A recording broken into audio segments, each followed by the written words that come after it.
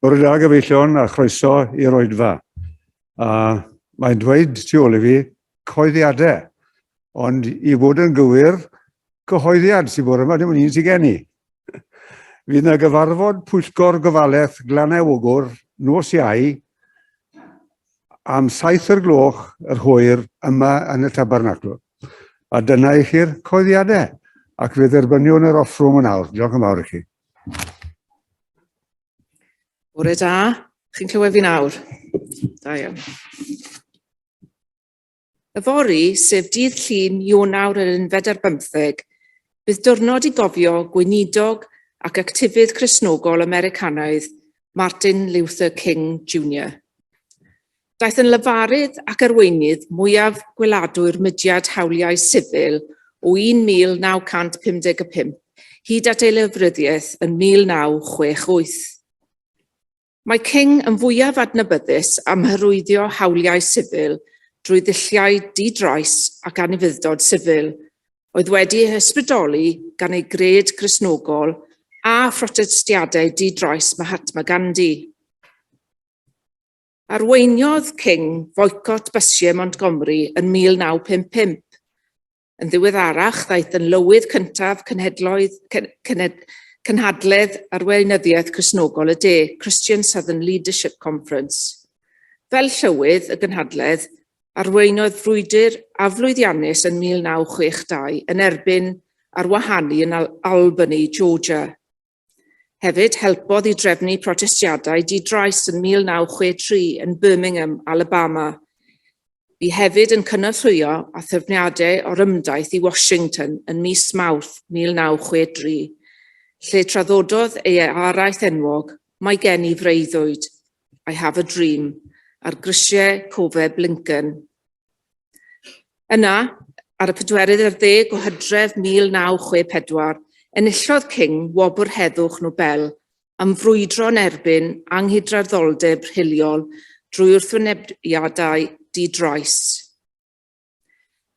Yn ystod ein gwasanaeth heddi, cawn gyfle I fyfyrio chydig ar fywyd King a'r galwad Cristnogol I sicrhau cyfiawnder I bawb. Gadewch I ni'n gyntaf gychwyn gyda gweddi.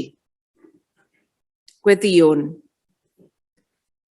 Deiwn o fywydau gwasgaredig yn ceisio undod yn yr ysbryd ac yn chwilio am ras Crist yn yr holl bobloedd a cheisiodd heddwch Duw yn y cyfan sydd. Ymgasglodd pobl Duw yn ei amrywiadau bendigedig a gwahanol fel y creuwyd y bwriadau gan Dduw. Gadewch I ni ddioli Duw gyda'n gilydd. Amen. Gawn ni gan i'r emyn cyntaf, os gwelwch yn dda. Emyn 867. Heddwch ar ddeiar lawr, gan ddechrau'n fy nghalon I. Heddwch ar ddeiar lawr, yr hedd a fwriadwyd I ni.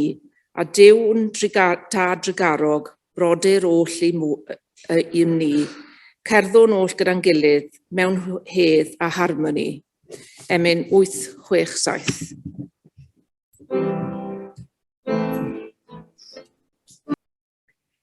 Bydd o'r darlleniad o Colosiau 2, adnodau 9, 1 ar 10. Peidiwch a dweud celwydd wrth eich gilydd, gan eich bod wedi diosg yr hen natur ddynol, ynghyd â gweithredoedd, a gwisgo amdanoch y natur ddynol newydd sy'n cael ei hadnewyddu ar ddelw eich iawdwr I adnabod Duw. Nid oes yma'r hagor rhwng groegwr ac iddew, enweidiad, na di-enweidiad, barbariad, sgithiad, caeth, rhydd, ond Crist yw pob peth, a Crist sydd ym mhob peth.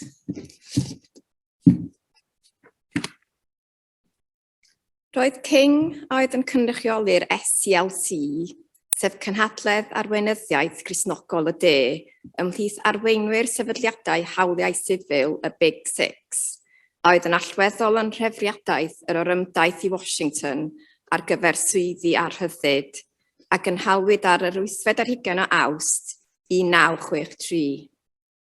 Ymateb cychwynnol yr arlywydd Kennedy i'r orymdaith oedd ei wrthwynebwy'n llwyr, oherwydd ei fod yn pryderu y byddai'n cael effaith negyddol ar yr ymgyrch i basio deddfwriaeth hawliau sifil. Fodd bynnag, roedd y trefnwyr yn bendant y byddai'r orymdaith yn mynd yn ei blaen. Ar sail hynny, penderfynodd y Kennedys ei bod yn bwysig gweithio i sicrhau ei lwyddiant. Roedd yr arlywydd Kennedy yn pryderu y byddai'r nifer y byddai'n mynychu'r orymdaith yn llai na 100,000 o bobl. Felly, eithwyd ati i ddenu cymorth ychwanegol oddi wrth arweinyddion eglwysig eraill. Cafwyd cymorth hefyd oddi wrth Walter Reuther, arlywydd gweithwyr Modiron Unedig, wrth ymfyddino cefnogwyr ar gyfer yr achos. Roedd gan yr orymdaith ofynion penodol. Diwedd arwahanu hiliol mewn ysgolion cyhoeddus. Deddfwriaeth hawliau sifil ystyrlon, gan gynnwys deddf oedd yn gwahardd gwahaniaethu ar sail hil mewn cyflogaeth. Amddiffyn gweithwyr hawliau sifil rhag creulondeb. Isaffswm cyflog o $2 i holl weithwyr yr Unol Daleithiau America, sydd heddiw'n cyfateb i $2.50. A hunanlywodraeth i Washington DC oedd yn cael ei lywodraethu gan bwyllgor cyngresol ar y pryd. Gweithaf y tensiynau, roedd yr orymdaith yn llwyddiant ysgubol. Daeth mwy na 250,000 o bobl o ethnigrwydd amrywiol i'r digwyddiad, gyda'r gynulleidfa yn ymledu o risiau cofeb Lincoln. Ar y pryd, hwn oedd y cyfarfod mwyaf o brotestwyr yn hanes Washington DC. Siaradodd King ar dorf o risiau cofeb Lincoln yn ystod yr orymdaith i Washington. Hon oedd araith enwog King, oedd yn cynnwys y geiriau I have a dream. Yn yr araith, roedd King yn mynnu cydraddoldeb hiliol a diwedd arwahaniaethu yn yr Unol Daleithiau. Roedd dros 200,000 o gefnogwyr hawliau sifil yn y gynulleidfa. Mae'r araith yn cyfeirio at gyfansoddiad yr Unol Daleithiau. Mae gen I freuddwyd y gwelaf y genedl hon yn codi rhyw ddydd i fyw yr hyn a ddywed un o erthyglau y chyfansoddiad. Daliwn fod y gwirionedd hwn yn eglur, fod pob person yn gydradd. Yn ogystal, mewn darn adnabyddus o'r araith, mae King yn cyfeirio at ei blant. Mae gen I freuddwyd y bydd fy mhedwar plentyn yn medru byw rhyw ddydd fel rhan o genedl lle bydd cymeriad yn bwysicach na lliw croen. Cawn gyfle i glywed y darlleniad hwn nes ymlaen. A nawr gawn ni droi at ganu ein ail emyn 807.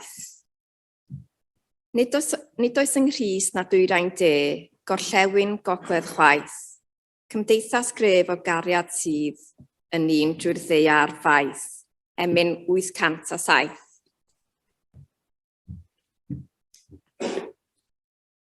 Gweddion. Dduw ein gwaredwr. Creuwyd pob yr un ohonom yn dywedd at debygrwydd, gyda gurddas dynol sy'n deilwng o barch. Gwrando ar y gri sy'n ymddangos ym mhob cornel o'r byd bregus hwn, oddi wrth y teulu dynol. Dyrodd o'i thineb i arweinwyr y byd a'r sawl sy'n gwneud penderfyniadau i ymestyn tu hwnt i'n ffiniau a'n borderi. Boed i'r wedd ddynol sy'n gyffredin rhyngom hyrwyddo polisi a meithrin trafodaethau heddychlon a chydweithredu adeiladol. I'r sawl sy'n camddefnyddio grym neu ddwyn grym oddi ar eraill, drwy drais neu eiriau cas, dyrod rigaredd a meithrin ynddynt galon cydymdeimlad, trafodaeth heddychlon a chydweithredu adeiladol. I'r diniwed sydd wedi colli urddas, eiddo neu gysgod, i'r dioddefwyr o'r grymoedd hyn sydd wedi gweld bywyd yn cael ei gipio oddi wrthynt, ymddiriedwn hwy i ddofal tyner o dduw, sydd ath galon sy'n ddigon llydan i gofleidio'r cyfan wrth greadigaeth. Gofynnwn hyn yn enw ac yn heiddiant ein harglwydd Iesu Grist, a'n dysgodd i weddio i ddweud gyda'n gilydd, ein tad, yr hwnnwynt yn y nefoedd, santeified enw, deled y deyrnas, le'r diwllus, megis yn y nef, felly ar y beiar hefyd. Dyro i ni heddiw i'n bara beunyddiol, a maddau i ni ein dynedwyr, fel y meddeuwn ni ein dynedwyr. Ac arwain ni profedigaidd, i ddigwarau wir a drwg, cynnes eiddo tir deyrnas, o anerth, a gwmniad, yn eisoesau. Amen. Fel y cawsom wybod yn gynharach, nid oes un araith gan Martin Luther King yn fwy na'r un a traddododd ar risiau cofeb Lincoln, I Have a Dream. Roedd King yn allweddol wrth gynorthwyo a threfnu'r o rymdaith i Washington yn 1963. Crisialwyd neges ei freuddwyd yn wych iawn mewn cerdd gan y bardd Gwyn Thomas, a dyma ddetholiad ohoni. Mae gen I freuddwyd am y wlad, lle bydd pawb yn bobl, lle na fydd gormes na nacad, na chas byth mwy tragwyddol. Mae gen I freuddwyd am y wlad, lle bydd diwedd angau, lle na fydd cynnen, trais na brad, lle na fydd ofn cadwynau. Mae gen I freuddwyd am y wlad, lle bydd cariad yno, lle na fydd dicter mwy na llyd, lle na fydd neb yn wylo. Ar Ebrill y 3, anerchodd King rali, a throddododd ei anerchiad, rwyf wedi bod I ben y mynydd, I've been to the mountain top, yn Hemel Mason, pencadlys byd-eang eglwys Duw yng Nghrist. Saethwyd King yn angeuol, gan James Earl Ray, am 1 funud wedi 6 yr hwyr ar y 4 o Ebrill 1968, wrth iddo sefyll ar falconi a'i lawr ei westy. Arweiniodd y llofruddiaeth at don o derfysgoedd hil yn Washington DC, Chicago, Baltimore, Louisville, Kansas City, a dwsinau o ddinasoedd eraill. Roedd ymgeisydd arlywyddol y Democratiaid, sef Robert F. Kennedy, ar ei ffordd I Indianapolis ar y pryd ar gyfer rali ymgyrchu pan gafodd wybod am farwolaeth King. Traddododd araith fyr I gynulleidfa o gefnogwyr a rhoi gwybod iddynt am y drasiedi a'i hannog I barhau a delfrydau King, sef protestio di-drais.